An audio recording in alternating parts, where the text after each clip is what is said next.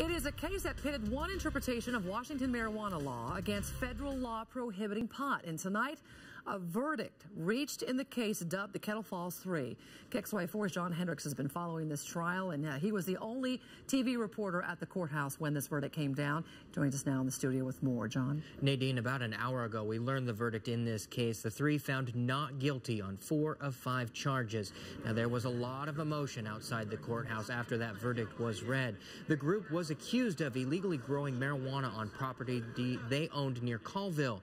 The feds argued in court that they were then selling it illegally, but the group says they were growing marijuana legally under the state's medical marijuana law for their own use.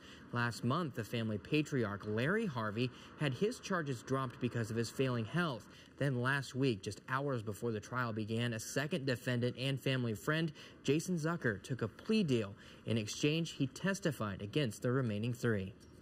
The jury's verdict in this case sends a strong rebuke to the federal government.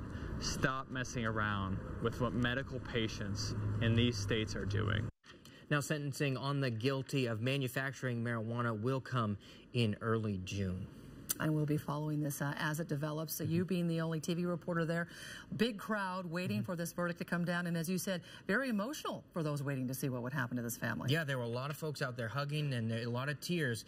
And it was surprising to see the national attention that this story has gotten. The USA Today was there, our own local paper, the Spokane was there. So it was interesting to see how it all ended. Well, people across the country watching how this case unfolded. And this family friend, Jason Zucker, who reached a deal, 11th hour deal right before the trial. We don't know yet what he pleaded guilty to in that deal. So in just thinking about the possibility that could he be serving more time for what he pled guilty to than what the family could have, you know, if they had been found guilty of the charges against them. There is a possibility because the charge that they were found guilty on, the manufacturing charge, there's no minimum sentence for the family, so they won't be spending 10 years in prison for that charge. We don't know what Jason Zucker's deal is because it was sealed by the federal judge, so should shake itself out here in the next coming weeks or so.